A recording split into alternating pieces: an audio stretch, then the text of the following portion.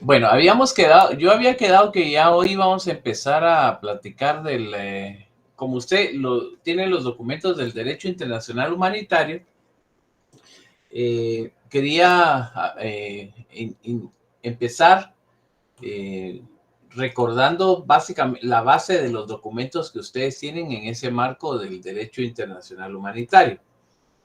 Les quiero comentar, en la historia de la humanidad, digamos, la humanidad siempre ha tenido reglas que ha respetado cuando hay conflictos.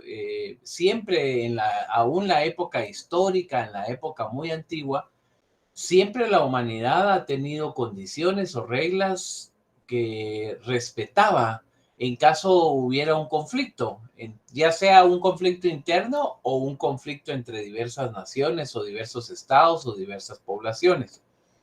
Entonces, siempre históricamente, cuando hay un conflicto, los seres humanos siempre han mantenido el respeto de ciertas conductas. Por ejemplo, siempre se respetó los lugares sagrados, siempre se respetó a las mujeres, siempre se respetó a los niños y se respetaba el honor de quien peleara con honor, de quien se rindiera con honor, etc. Entonces, siempre en la historia ha habido esa conducta de tener el respeto hacia la otra parte. Eso históricamente siempre fue así, siempre ha sido así. Otra cuestión que es importante que sucedía en la antigüedad es que cuando habían conflictos, había guerra o habían enfrentamientos, siempre la guerra o el conflicto o los enfrentamientos siempre se hacía fuera de las ciudades, en los pueblos, digamos, afuera de los pueblos, afuera de las ciudades, afuera de las comunidades. Entonces, cuando usted ve, por ejemplo, esas películas en donde los ejércitos caminan a un campo abierto y se enfrentan en un campo y se enfrentan ahí mientras el pueblo está cerca, pero el enfrentamiento no era en el pueblo, sino que siempre se daba en los campos abiertos, en algún valle, etc. Entonces, esas dos características, tanto del respeto de ciertos valores, como era, por ejemplo, el respeto a los lugares sagrados, el respeto a la niñez, el respeto a las mujeres, el respeto al honor, el respeto al que se ha rendido, el respeto al que se ha herido, el que está herido, y además el hecho de que cualquier combate o conflicto siempre se hacía eh, en las afueras de los pueblos, no dentro de las ciudades, sino que afuera, eso provocaba dos situaciones. Primero, el respeto de ciertas reglas que acordaban las partes, y segundo, el número de víctimas civiles que no participaban en el conflicto era mínimo o nulo, ¿verdad? Es decir, no habían víctimas civiles o no había, o era muy mínimo el número de víctimas civiles que había en ese entonces. Entonces, esas dos primeras características eran importantes tomarlas en cuenta.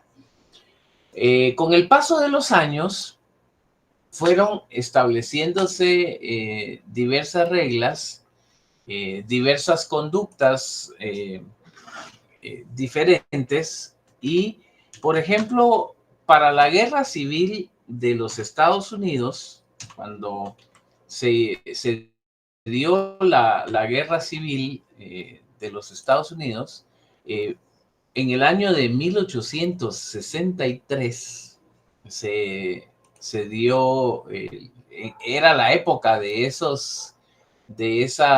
ese conflicto, ¿verdad? De ese conflicto en relación eh, para un conflicto armado. Viene por primera vez en ese entonces el lado de los Estados Unidos, el lado, digamos, republicano de la guerra civil, el lado donde estaba el presidente Abraham Lincoln.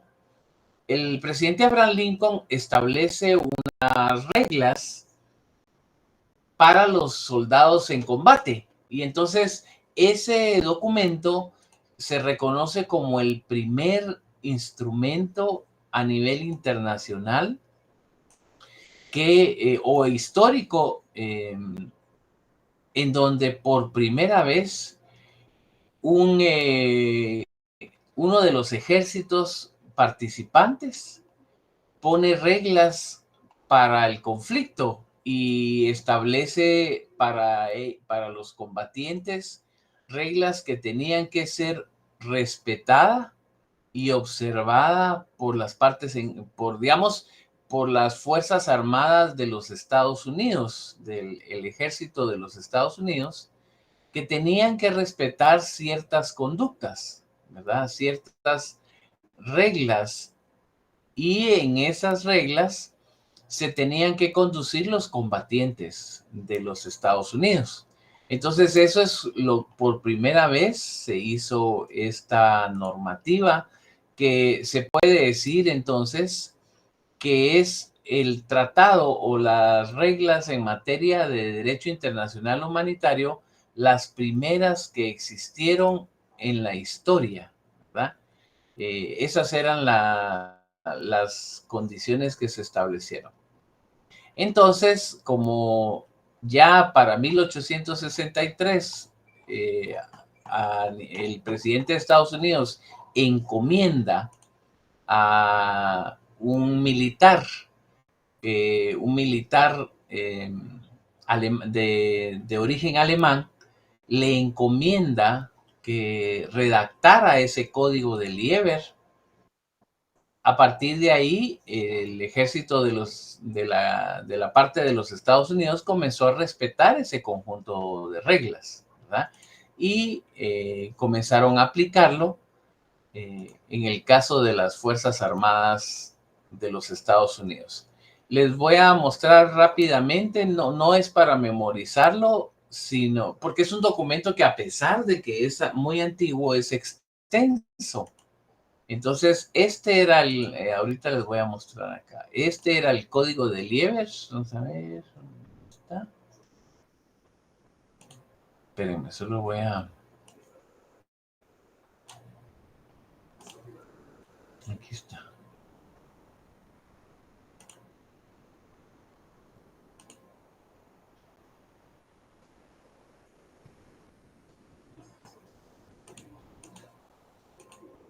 Bueno, como pueden ver, aquí está este documento que fue preparado por Francis Lieber, que era un militar de origen alemán, por encargo del presidente de los Estados Unidos, de esa parte de los Estados Unidos, Abraham Lincoln, cuando empezó el conflicto de la guerra civil en los Estados Unidos entre el norte y los confederados, ¿verdad? Que han oído ustedes eso.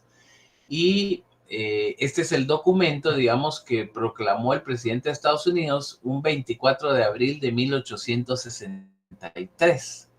Y en este documento, el presidente de los Estados Unidos establece reglas para el ejército de la Unión que tenían que respetarse. En el caso del conflicto era para que sus fuerzas armadas se comportaron de esa manera.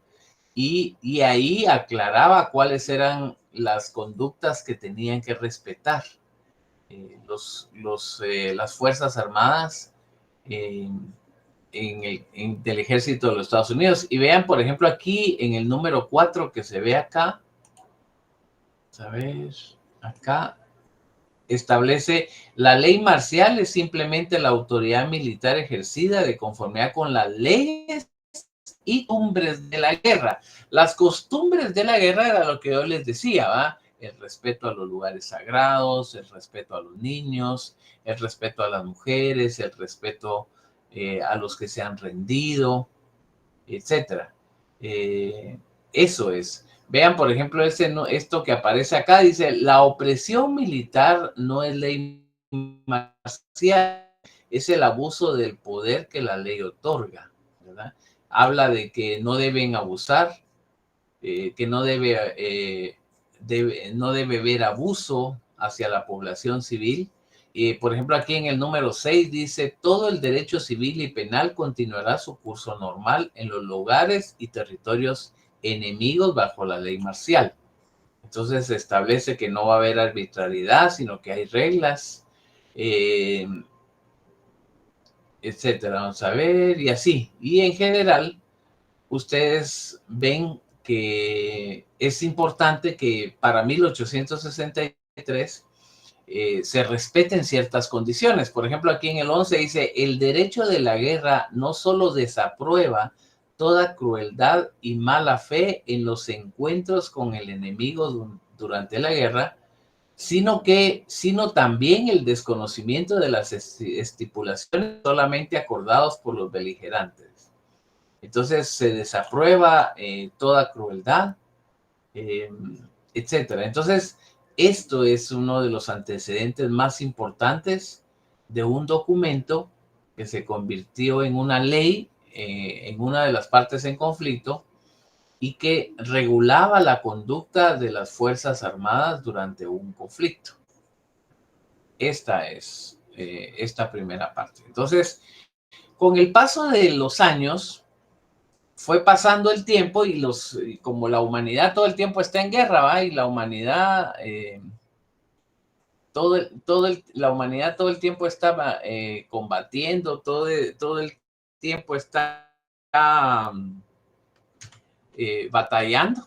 Entonces hay muchas experiencias de combates. Hasta que llegamos a la batalla de Solferino, el 24 de junio de 1859, se produce una batalla en un lugar que es conocido como Solferino. Se conoce como la batalla de Solferino, eso fue el 24 de junio de 1859. En este entonces se enfrentaron dos ejércitos, más o menos 300,000 soldados, y de los 300,000 soldados que combatieron en esa ocasión, unos 40,000 resultaron heridos o muertos. De 300,000 que era la batalla, más de 40,000 heridos y muertos. Entonces, en ese entonces, Henry Dunant, que era un comerciante, iba pasando por ese lugar y observa que cuando se produjo ese combate, los ejércitos se retiran del lugar y dejan tirados a los heridos y a los muertos ahí en el campo de batalla de los dos ejércitos que se enfrentaron, ¿verdad? Entonces él viene y observa que los heridos y los muertos quedan tirados ahí y que ni sus propios ejércitos, nadie se compadeció de ellos y nadie les interesó qué pasaba con ellos.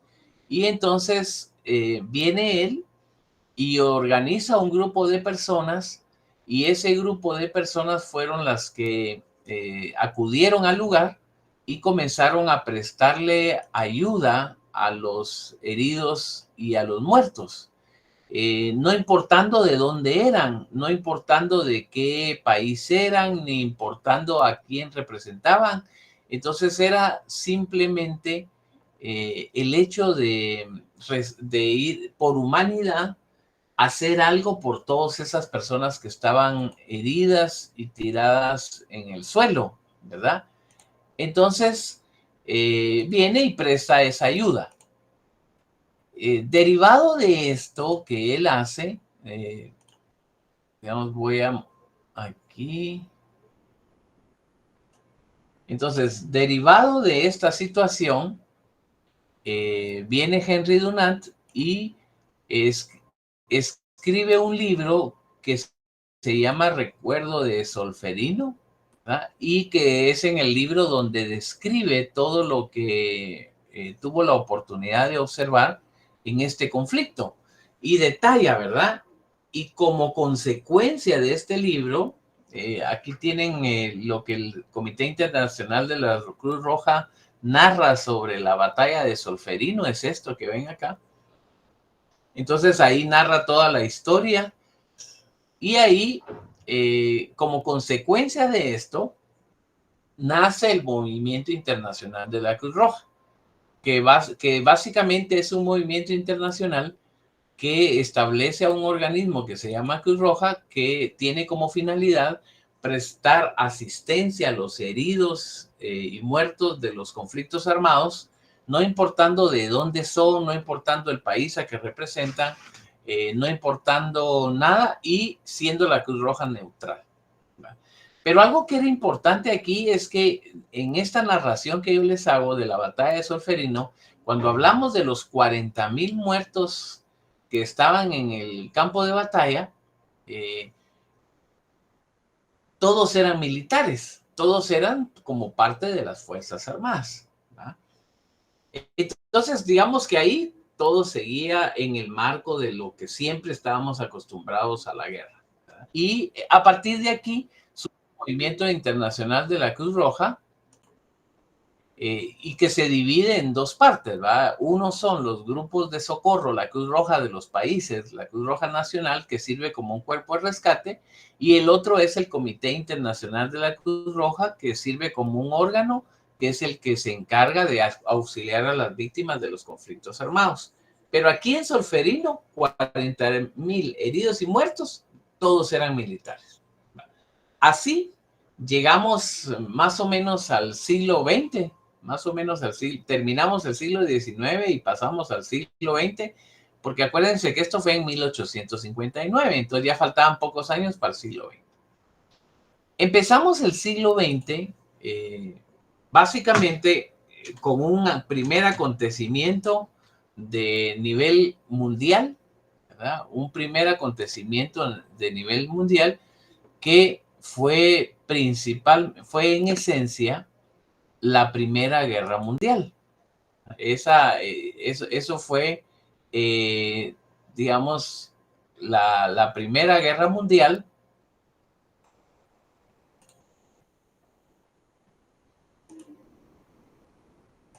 que se dio en... Espérenme, ¿dónde? Aquí está.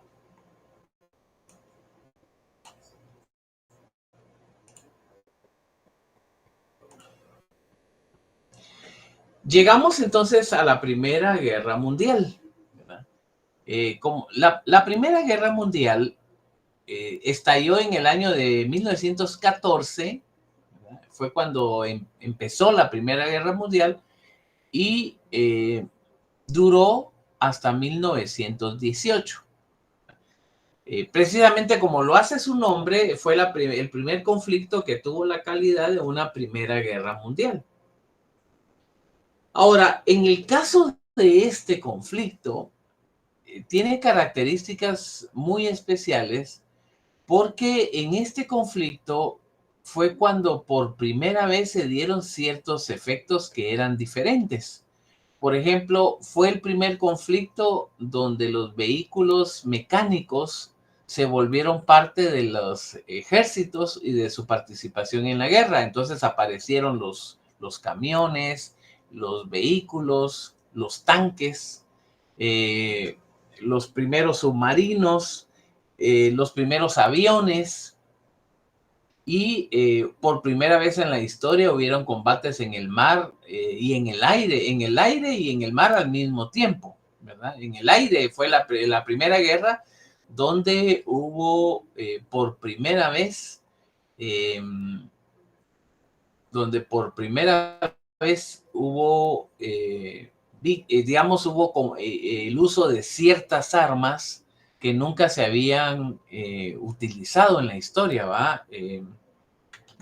Ciertas armas, como por ejemplo los aviones, los submarinos, los tanques, etcétera. Eso jamás se había utilizado.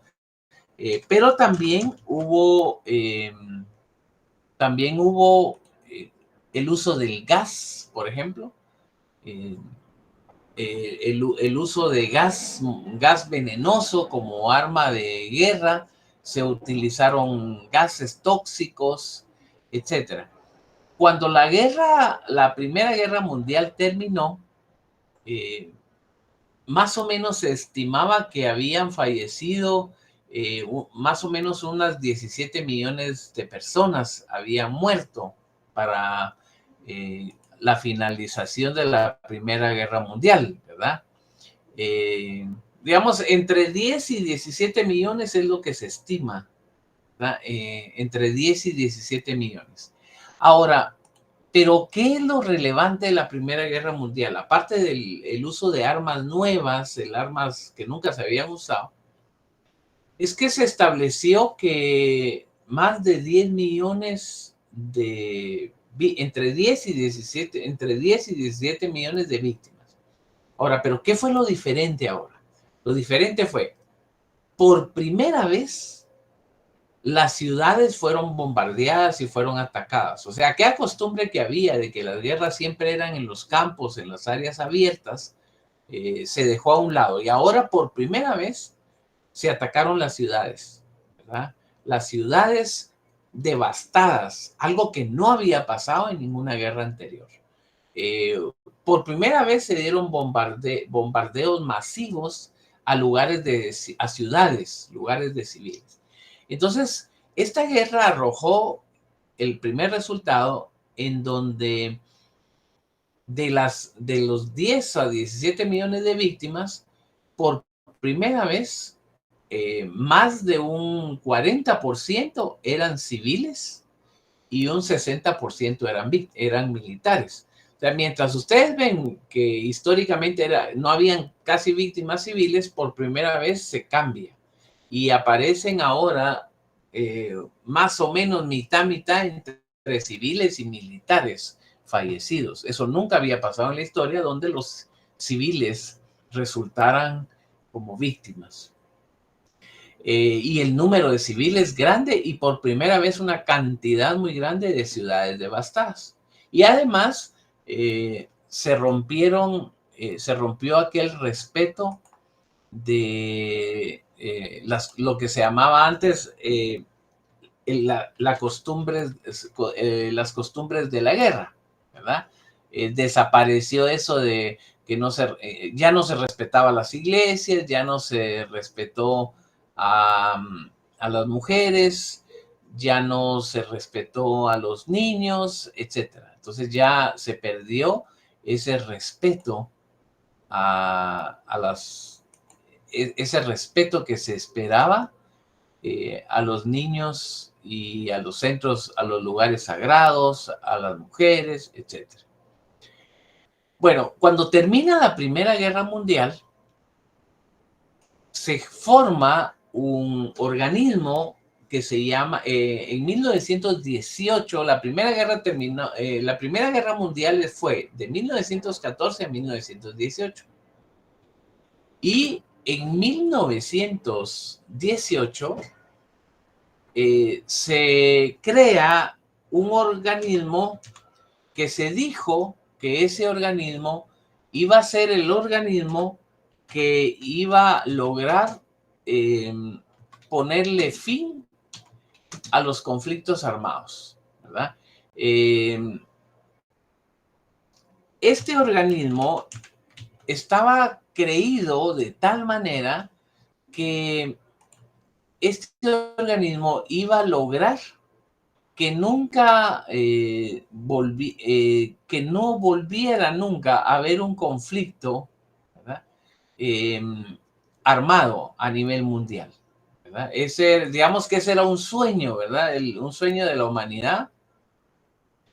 El sueño era que nunca más iba a haber una guerra que lograra poner a la humanidad en peligro como lo hizo la Primera Guerra Mundial, y que eso no iba a volver a pasar. Y eso lo iba a lograr la Sociedad de las Naciones, ¿verdad? Entonces se crea a partir de 1919 y empieza a funcionar la Sociedad de las Naciones, ¿verdad? Por eso vean que dice el sueño de la universalidad de la Sociedad de las Naciones ante la dura realidad. Eso fue entonces finalizado la Primera Guerra Mundial, ¿verdad? Y entonces ya se crea la Sociedad de las Naciones y ese era el llamado. Que este organismo iba a lograr ponerle fin a las guerras y que nunca más iba a haber otra guerra. Esta Sociedad de las Naciones surge como consecuencia del Tratado de Versalles que le puso fin a la Primera Guerra Mundial. y precisamente establecía eso, nunca más van a haber guerras porque este organismo lo va a lograr.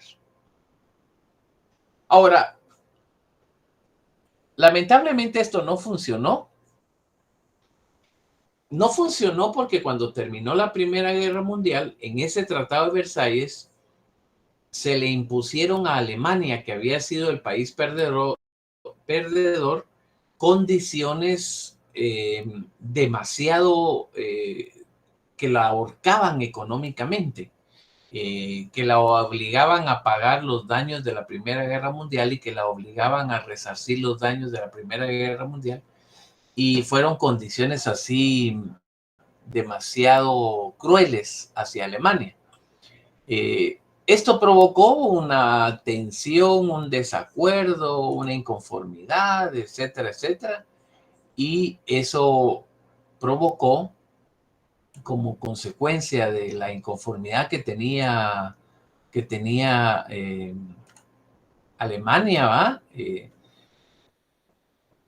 como provocó como consecuencia que hubieran inconformidades, en este caso de Alemania, etcétera, y eso facilitó que más adelante fuera el electo Adolfo Hitler como el canciller o el Führer de Alemania, y empezó a rearmarse nuevamente. Se rearmó Alemania y así empezó lo que después nos llevó a la Segunda Guerra Mundial. Y en la Segunda Guerra Mundial, ya la crueldad de la Segunda Guerra Mundial, pues rebasó lo que en algún momento eran límites que que nunca se habían observado. Entonces, como consecuencia de esto, empieza la Segunda Guerra Mundial en 1939, cuando Alemania invadir a Polonia, y a partir de ahí empieza la Segunda Guerra Mundial. Lógicamente, para este tiempo, las armas, los cañones, los aviones, los tanques, etc., los barcos ya se habían modernizado en comparación con la Primera Guerra Mundial. Y así empezó. Se estima que la pérdida de vidas de la Segunda Guerra Mundial estuvo entre 50 a 70 millones de personas. Básicamente eso es lo que se estima de la Segunda Guerra Mundial, ¿verdad? Imagínense ustedes, mientras la Primera Guerra Mundial tuvo entre 10 y 17 millones de fallecidos, la Segunda Guerra Mundial, las estimaciones son entre 40 entre 50 a 70 millones, ¿verdad? De esa cifra. Ahora, el problema acá, el conflicto más serio acá, es cuando se establece el número de muertos, cuando vemos el comparativo que produjo la Segunda Guerra Mundial entre muertes civiles y muertes de militares. Hay un documento de las Naciones Unidas, hay un documento de las Naciones Unidas que vean, se los voy a poner para que vean ustedes que este es un documento de las Naciones Unidas que hace una estimación del número de fallecidos que dejó la Segunda Guerra Mundial. No sé si se alcanza a ver aquí en este párrafo. A ver, voy a intentar aquí. Vamos a ver. Aquí, como lo pueden ver en este párrafo que está resaltado de lila, dice: durante la conmemoración, el secretario general describió la Segunda Guerra Mundial como una de las luchas más épicas de la historia en pro de la libertad y la liberación, agregando que su costo superó todo cálculo y escapa a toda comprensión. Murieron Se recuerdan que decíamos que el total de víctimas era entre 50 a 70 millones, el total. Pero de ese total, vean que dice, murieron 40 millones de civiles y 20 millones de soldados, ¿verdad? Entonces pueden ver ustedes, si pensamos en la secuencia que traíamos anteriormente, mientras en las guerras anteriores no habían víctimas civiles, y mientras en la Primera Guerra Mundial casi se llegó a mitad, aquí, en esta, fue totalmente diferente y fue la primera guerra que arrasó totalmente, en donde murieron del lado de los civiles 40 millones y del lado de los militares 20 millones. Entonces se superó con creces el fallecimiento de población civil, algo que no había pasado nunca en la historia. Entonces, esto impactó fuertemente, esto provocó un impacto muy fuerte en las regulaciones de los temas de la guerra. Entonces, cuando termina la Segunda Guerra Mundial, al terminar la Segunda Guerra Mundial se produjeron varios efectos. Uno, desapareció la Sociedad de las Naciones y surge que no pudo evitar la Segunda Guerra Mundial. La Sociedad de las Naciones no pudo evitar, que había dicho que era la sociedad, el órgano que iba a evitar todas las guerras y que ya nunca más iban a haber guerras. Y surge por primera vez, sin embargo, no pudo evitar la Segunda Guerra Mundial. Y entonces desaparece la Sociedad de las Naciones y surge la Organización de las Naciones Unidas. Y aquí hay dos temas importantes. Primero, como consecuencia de la Segunda Guerra Mundial, se recuerdan ustedes, nacieron los derechos humanos. Digamos, finalizada la Segunda Guerra Mundial, nacen los derechos humanos.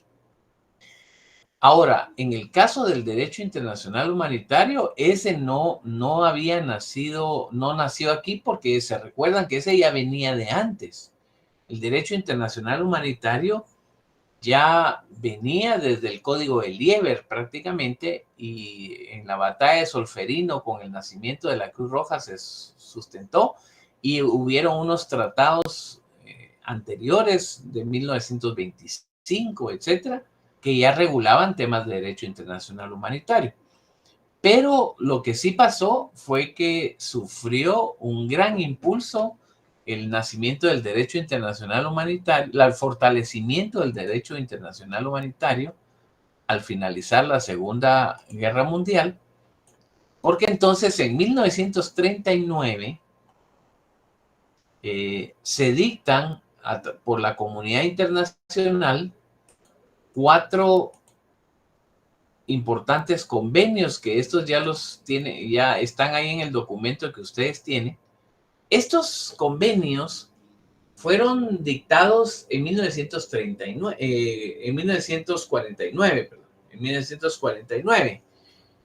Surgen estos 4, y hoy por hoy estos convenios son los más importantes, son los relevantes, junto a unos 4 protocolos más que hay, pero estos son los convenios más relevantes en materia del derecho internacional humanitario, ¿verdad? Estos convenios. Entonces, como lo pueden ver ustedes en el documento que ustedes tienen, estos convenios hay uno para cada tema. Entonces, el convenio número 1 de Ginebra básicamente se encarga para todo lo relacionado a aliviar la suerte que corren los heridos, los enfermos de las Fuerzas Armadas en campaña. El convenio número 2 para aliviar la suerte que corren los heridos y los enfermos y los náufragos de las fuerzas del mar. Entonces, el 1 es para los soldados de tierra. El 2 es para las Fuerzas Armadas del mar. El 3 es en relación al trato que deben recibir los prisioneros de guerra o aquellos que se han rendido. Y el 4 es el que se regula lo relativo a la protección de vida a las personas civiles en tiempos de guerra. Entonces, el convenio 4 es el que se encarga de la protección de los civiles en el tiempo de durante un conflicto armado, pero también este convenio regula lo relacionado a las víctimas en tiempos de paz. ¿Verdad? Este es el convenio que establece cuál es la conducta de las Fuerzas Armadas en tiempos de paz. ¿Verdad? Bueno, entonces, como ustedes lo han visto en la hoja que ustedes tienen en su poder, en los documentos que ustedes tienen en su poder, ahí está todo lo relacionado al nacimiento del derecho internacional humanitario, las partes principales, y a los principios que rigen los conflictos armados, ¿verdad? Los principios que rigen a los conflictos armados.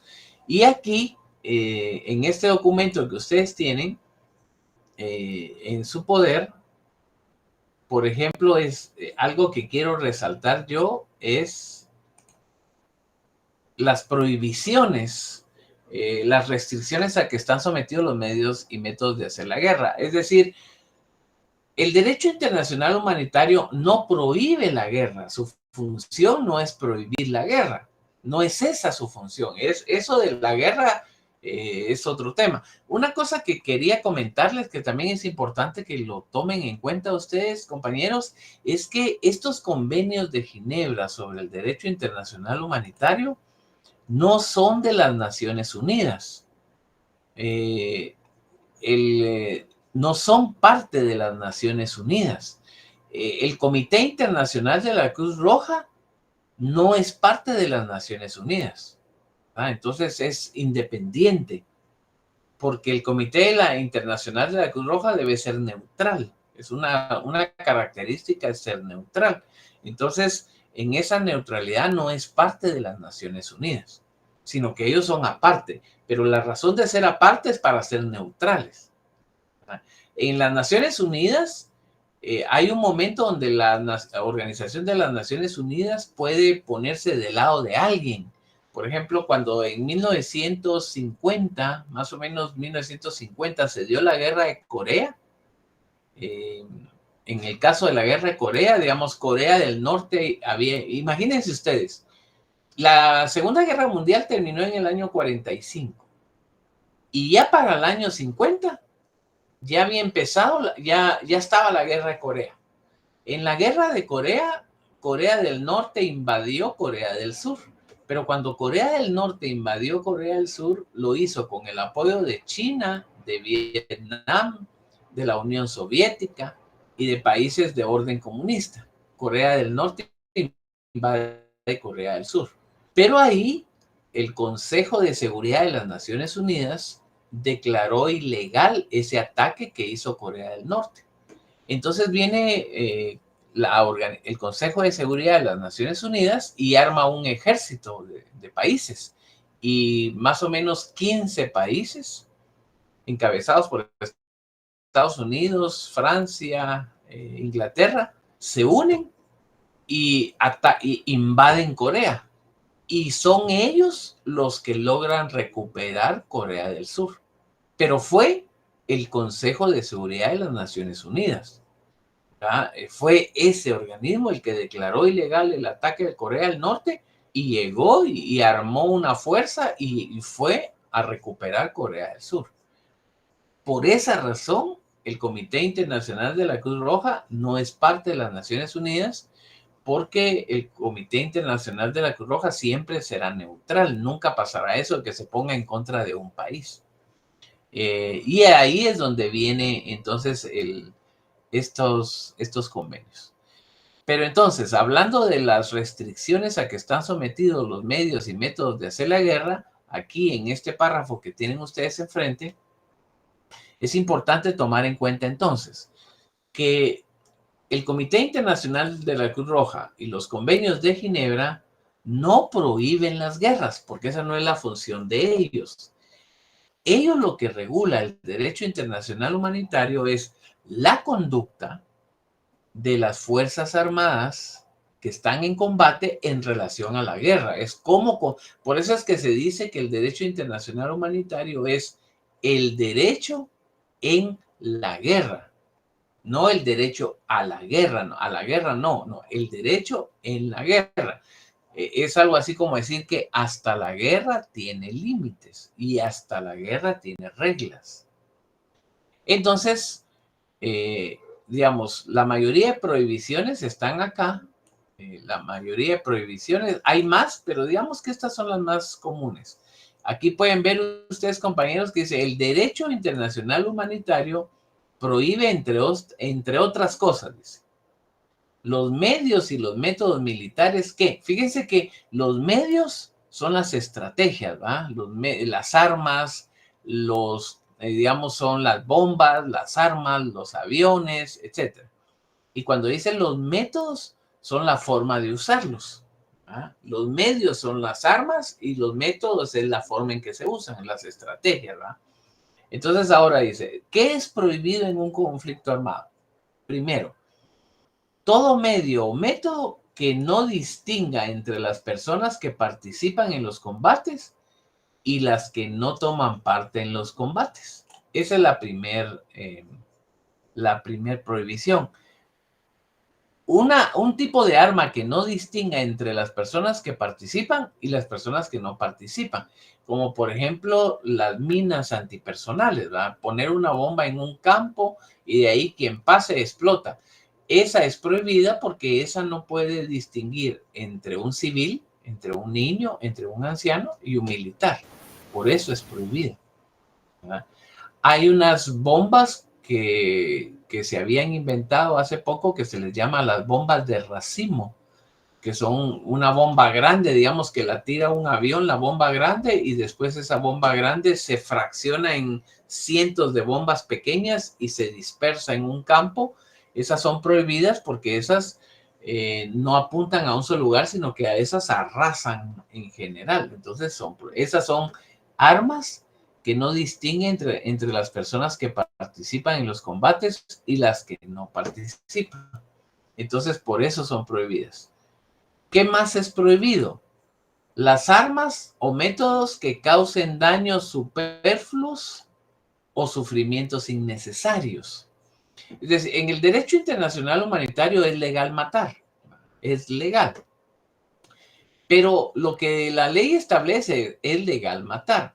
Lo que no es legal o lo que no es permitido son aquellas armas que provoquen daños que van más allá de terminada la guerra y todavía el daño sigue. Por ejemplo, hace unas armas que les llamaban cegadoras, que dejaban ciegos a los soldados. Y esas se prohibieron porque decían que cuando la guerra termina, los soldados tienen el derecho de regresar y rehacer su vida normalmente. No, la guerra ya se acabó. En cambio, dejarlos ciegos no se consideró que era necesario, que no se tenía por qué dejar ciego a los soldados, que eso era un daño superfluo, de excesivo, que causaba un sufrimiento innecesario. Entonces eso no debería ser permitido.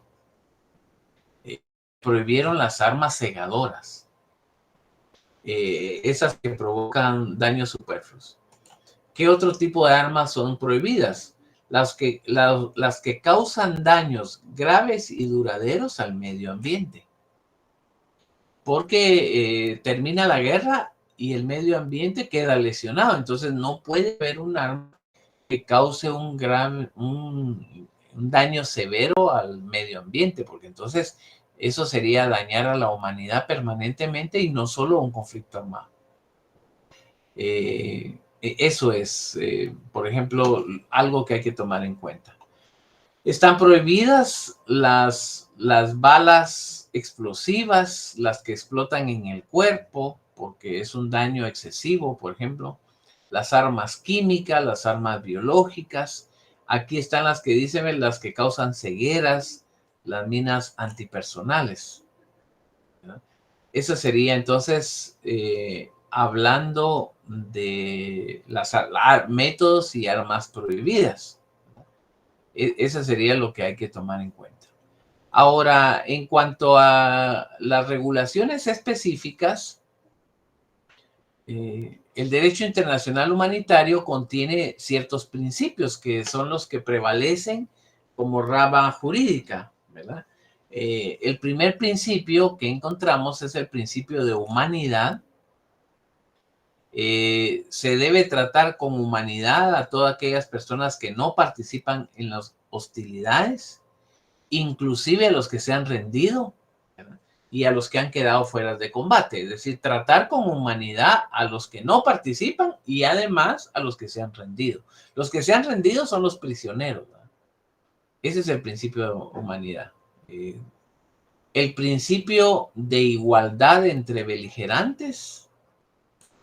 Es decir, aquí donde dice la aplicación del derecho internacional humanitario no afecta el estatuto de las partes en conflicto.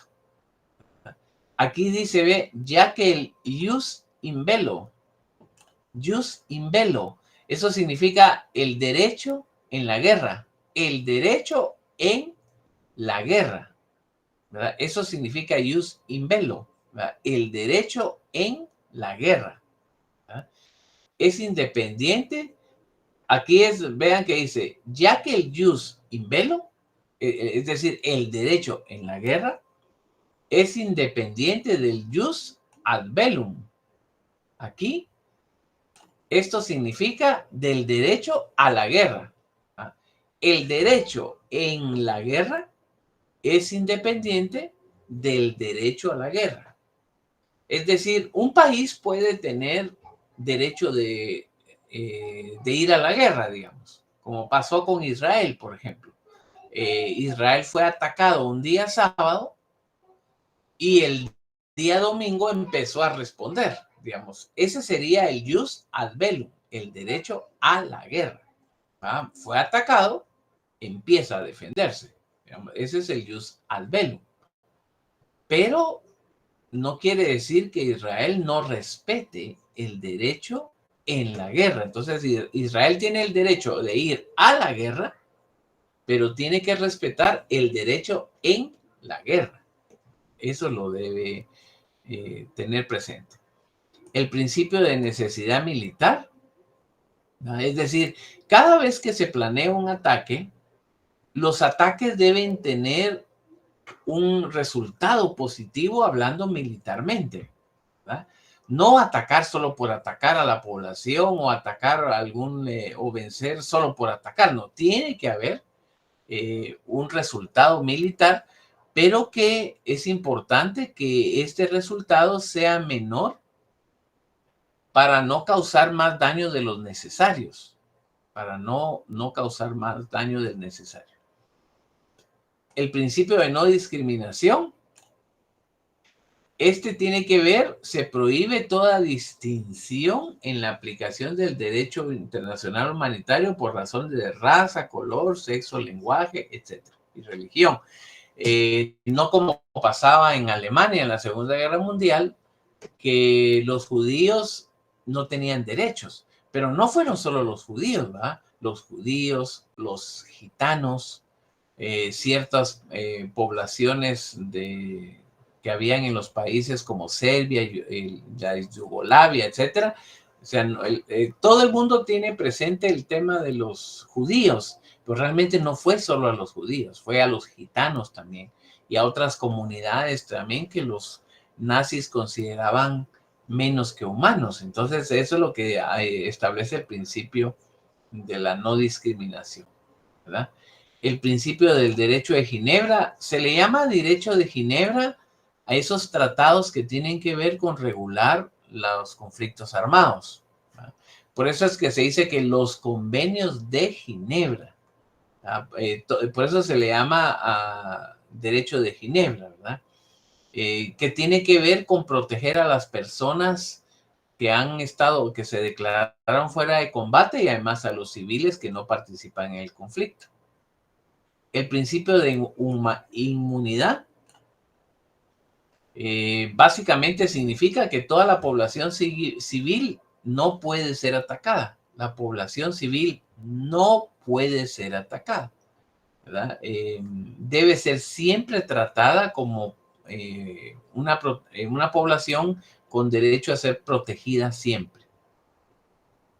Bueno, y así, bueno, el principio de prioridad humanitaria, ese es sencillo, pero quiero mencionar el principio de distinción, que ese era el que habíamos mencionado anteriormente, ¿verdad?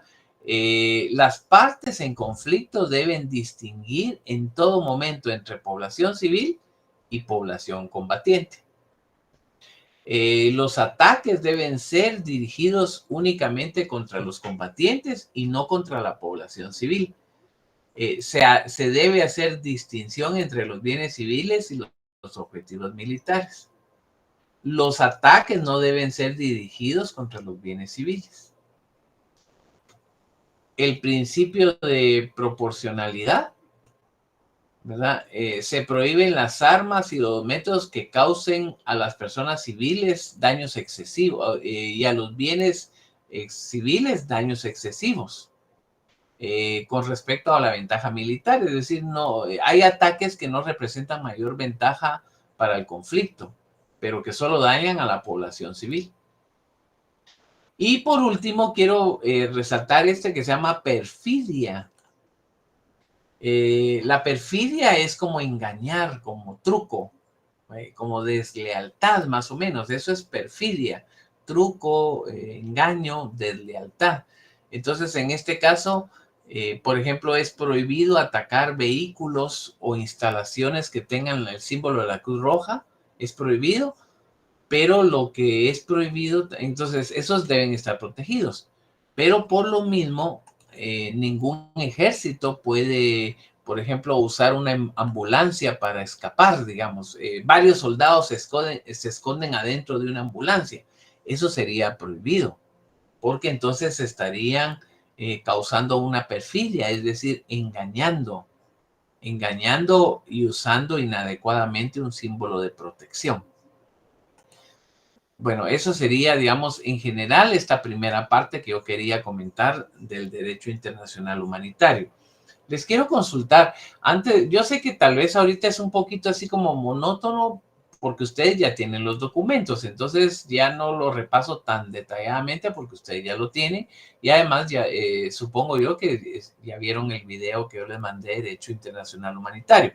Solo les quiero consultar, sí está claro de lo que han leído, de lo que han visto, no tienen o tienen alguna inquietud, alguna duda. ¿Verdad? Estamos claros ahí en lo que han leído en los documentos, compañeros, y en los videos, en estos documentos que son 6 hojas, más en el video. Y además, la ley, la ley de uso del símbolo de la Cruz Roja. ¿Verdad? Esos serían los documentos. ¿De eso tienen alguna inquietud, compañeros? ¿Alguna duda? ¿Qué manda Belinda?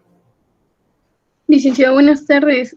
Con respecto al principio de igualdad entre los beligerantes, usted mencionaba que el jus in bello era el derecho a la guerra y el El jus derecho ad en bellum la guerra, el derecho en la guerra, en la guerra, es el decir, derecho en la guerra. el jus in bellum significa el derecho en la guerra. Es algo así como decir, hasta la guerra tiene límites, en la guerra hay leyes, algo así, como decir, en la guerra hay leyes. Ajá. Y el Va, otro era el jus ad bellum, el ad derecho bellum, a la guerra. el derecho a Ajá. la guerra. Esto se relacionaría con la ley del talión, ojo por ojo, diente por diente. ¿Podría relacionarse con eso? No tanto, bueno, un poquito, digamos, no tanto, porque la ley del talión es, digamos, era una regla, ¿va? Una ley anterior que establecía cabalmente, como usted dice, ojo por ojo, ¿va? Es decir, así como me trataron, lo mismo, exactamente lo mismo te voy a hacer. Pero lo que pasa con la ley del talión es que no tiene un proceso, no tenía reglas en su momento, sino que era un acto de crueldad que no tenía proceso ni reglas. En cambio, en el caso del jus ad bellum, el derecho a la guerra, tiene como característica que para que sea válido la respuesta, tiene que tener un sustento, como le pasó a Israel, digamos ahorita que fue atacado un día sábado sorpresivamente, o como le pasó a Estados Unidos en Pearl Harbor, etcétera, como un país ataca, entonces ahora reacciona. Entonces, no es propiamente ley del talión porque hay una regla, hay un procedimiento. Y otra cosa es que, derivado del derecho internacional humanitario, no pueden haber excesos. Por eso hay estos principios que acabamos de ver y otros que hay. Entonces no pueden haber abusos, ¿verdad? Entonces, por eso no es tan exacto como la ley del talión. Bueno, Byron. Gracias, licenciado. A ver. Buenas tardes, licenciado, compañeros. Solo con respecto al tema que estaba conversando con la compañera Belinda, este ataque que tuvo Israel le da el derecho a ir a la guerra, pero ya estando en guerra, hubo una reunión de la Liga de Árabes en donde acusaban y decían que Israel se había sobrepasado con los derechos en la guerra, que había cometido atrocidades. Y mi pregunta es esta: ¿quién, estando en una guerra activa, es el denunciante si alguno de los dos ejércitos propasarse los límites que deberían de respetar en el proceso de esta guerra? ¿Quién es el que acusa? ¿Quién es el visor? ¿O quién es el que dictamina si hay excesos, si hay violación de los convenios, o si solo es por parte de la persona que los está sufriendo el que definitivamente debería de expresarlo? Gracias, licenciado. Bueno, como ustedes lo habrán visto, hay un garante del derecho internacional humanitario. El garante en este caso de los convenios y el derecho internacional humanitario es el Comité Internacional de la Cruz Roja, que es un órgano neutral y que tiene la autoridad y el derecho de ingresar a cualquier área donde haya un conflicto y no puede restringírsele el poder ingresar. Entonces, número uno, por lo que sea Byron, el primer ente que tiene bajo su derecho ser el garante del cumplimiento de los convenios de Ginebra sobre el derecho internacional humanitario, de los 4 convenios más los protocolos adicionales, es el Comité Internacional de la Cruz Roja. Ese es el primero. Lógicamente no quiere decir que la Organización de las Naciones Unidas no pueda eventualmente hacer constatar los daños y denunciarlos. Y a su vez, cualquier país también tendrá el derecho de señalar violaciones que se hubieran dado. Y las Naciones Unidas también reconoce el derecho de las organizaciones de los países o las organizaciones civiles que también pueden ser aceptados como denunciantes, ¿verdad? Pero el primero, digamos, el número uno es el Comité Internacional de la Cruz Roja, que es el garante de los convenios de Ginebra. Ese es el primero. Y de ahí, pues los demás estados van a poder hacerlo a través de las Naciones Unidas o individualmente. Ese sería, en ese caso, bueno. Sara, ¿quería decir algo también?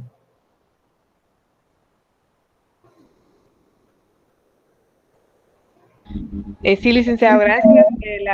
La verdad que me ganó el compañero, ¿verdad? Porque sí tenía yo la duda de quién quedaba como un árbitro, digamos, en este aspecto, ¿verdad? Para calificar si era que violaban o se sobrepasaban sobre los derechos que tenían en guerra, ¿verdad? Pero ya nos lo explicó usted, muy amable. Bueno, algo que es importante, compañeros, que tiene que ver con eso es, por ejemplo, ¿habrán oído ustedes en estos días que pasó este conflicto de Israel? Habrán escuchado que Israel atacó, por ejemplo, un hospital, ¿ah? y se denuncia a Israel por haber atacado un hospital. Pero miren, algo que tiene que ver con eso, les voy a poner un ejemplo de algo que pasó en Irak, que eso es real, ¿va? Cuando Estados Unidos invadió Irak, cuando el ejército de Estados Unidos se estaba acercando a la ciudad, de Damasco, digamos, cuando se estaba acercando a la altura del río Éufrates, iban ingresando tanques del ejército de Estados Unidos. Había un hotel y en ese hotel estaba lleno de periodistas. El hotel estaba lleno de periodistas. En una mañana, en el primer nivel de ese hotel, hubo una reunión del alto mando del ejército de Irak, de Saddam Hussein. Hicieron una reunión en el primer nivel de ese hotel en una mañana. El mismo hotel que estaba lleno de periodistas. Entonces, todo el alto mando de Irak se reunió ahí, en ese hotel, en la mañana. Cuando el ejército de Estados Unidos se acercaba, un tanque de Estados Unidos le disparó a ese hotel. Como consecuencia del disparo que hizo el tanque de los Estados Unidos a ese hotel, falleció un periodista español, un periodista de Irak y otro periodista, no me recuerdo si era de Estados Unidos o de qué país era, como consecuencia del ataque de ese tanque. Inmediatamente los países árabes e Irak salieron denunciando que Estados Unidos era un criminal de guerra porque él había atacado a un hotel que estaba lleno de periodistas. Ahora, ¿pero qué pasó? Estados Unidos demostró que ahí en la mañana había una reunión del alto mando de Irak. ¿Y qué pasó con esto? Bueno, lo que pasa, ¿cuál es el problema con esto? El problema de esto es que el ejército de Irak no debía haber utilizado instalaciones civiles. Aquí cuando lo vimos en las prohibiciones anteriores y en los principios anteriores, está eso, que no se debe utilizar instalaciones o bienes civiles, ¿verdad? O sea, pero ¿por qué razón no debe usarse instalaciones o bienes civiles? O sea, ¿por qué no se debe utilizar eso? Porque lo que pasa con eso es que si un ejército utiliza instalaciones civiles, lo que hace es que convierte ese lugar en objetivo militar, ¿verdad? Ese es el problema de esta situación. Entonces, aquí la comunidad internacional, el Comité Internacional de la Cruz Roja, dejó bien claro que aquí quien había tenido la culpa del ataque a ese hotel había sido el ejército de Irak, porque el ejército de Irak no tenía que haber utilizado ese hotel, porque lo que hace es volverlo objetivo militar.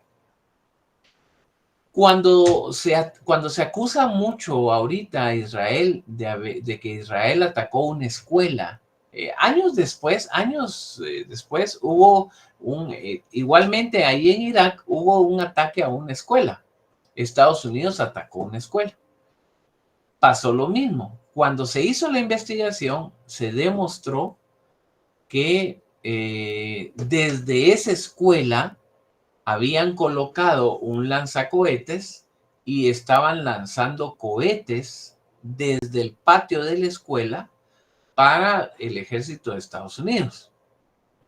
Entonces, el ejército de Estados Unidos, cuando detecta que de ese lugar salen cohetes, lo que hace el ejército es que, conforme los radares y todo, lanza su ataque a ese lugar.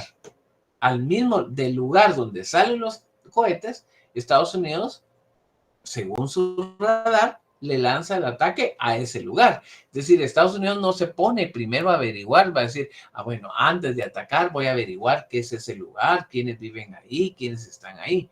Lo que hace el ejército de Estados Unidos es atacar inmediatamente ese lugar. Resulta que era una escuela, ¿verdad? Pero ahí, nuevamente, ¿quién fue el culpable de que se atacara esa escuela? El culpable fue aquellos grupos armados que convirtieron a la escuela en objetivo militar.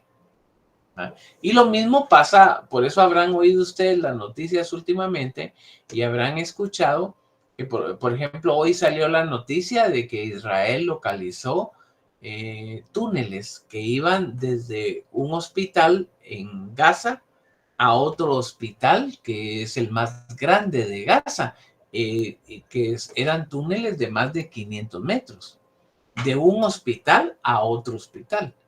Entonces, el problema aquí es que pasa lo mismo. Cuando Israel ataca, Israel detecta que en esos lugares hay presencia de militares, que desde ahí se está atacando, que ahí hay almacenamiento de armas etcétera. Entonces lo que se hace es que se vuelve objetivo militar. Pero Israel atacó un objetivo militar. ¿Quién tuvo la culpa de convertir a ese hospital en objetivo militar? Fue entonces los elementos de Hamas, ¿verdad? Ellos no debían haber utilizado hospitales, porque entonces si utilizan hospitales, el problema es que los convierten en objetivo militar, ya sea un hospital, una escuela, un hotel. Ustedes vieron, por ejemplo, muchas escenas donde Estados Unidos estaba atacando edificios en el norte de Gaza. Pero pasa lo mismo, Israel está atacando edificios en el norte de Gaza. Pero lo que sucede es que lo que hace Israel es ataca lugares desde donde han lanzado cohetes hacia Israel. Entonces su radar lo detecta y su radar devuelve el ataque a ese lugar. Resulta que es un edificio de apartamentos. ¿Ah? Pero ahí es eso, dentro de las prohibiciones del derecho internacional humanitario, es utilizar áreas civiles o bienes civiles para lanzar ataques, porque entonces los vuelven objetivo militar. Y eso provoca entonces que ahí el culpable no es Israel, sino que entonces sería Hamas, porque Hamas volvió objetivo militar esos lugares. Ese sería, entonces eso es el caso. Por eso ven ustedes que Israel atacó edificios de apartamentos. Pero es por esa razón de que desde ahí han lanzado ataques, entonces eso pasó. Se vuelven objetivo militar. Entonces los ejércitos no deben utilizar eso. No deben, además hay muchas denuncias que, por ejemplo, Hamas utilizaba ambulancias para escapar de los lugares. Eso es prohibido porque está usando una ambulancia que tiene el signo de la Cruz Roja. Es un signo de neutralidad que siempre será protegido, que no debe ser atacado. Pero si lo usa Hamas, Israel se da cuenta, entonces Israel lo usa como objetivo militar y a partir de ahí ya no va a proteger al símbolo de la Cruz Roja, sino que ahora lo va a atacar cada vez que lo vea por donde sea. Bueno, ahí no es Cruz Roja, sino que ahí era media luna roja, porque es un país con alta presencia musulmana, entonces era la media luna roja, no Cruz Roja. Pero ese es el símbolo de protección, la media luna roja. ¿Estamos ahí? ¿Alguna duda, compañeros? ¿Sí? Todo bien, licenciado, gracias. Miren, pues como ya nos queda poquito, nos vamos a quedar aquí y el miércoles nos vemos y ya solo terminamos con las instrucciones finales y el último contenido y estos documentos y ya solo el repaso de qué deben estudiar y ya pues el último contenido el miércoles y ya nos despediremos el día miércoles. Entonces, hoy les voy a ceder 10 minutos para que puedan descansar, ya como un anticipo a las vacaciones que vienen pronto. Que descansen, compañeros. Gracias, licenciado. Buenas noches. Gracias. Gracias, licenciado. Feliz noche. Descansen. Licenciado, feliz noche. Feliz noche. Nos vemos el miércoles, ya nuestro último día.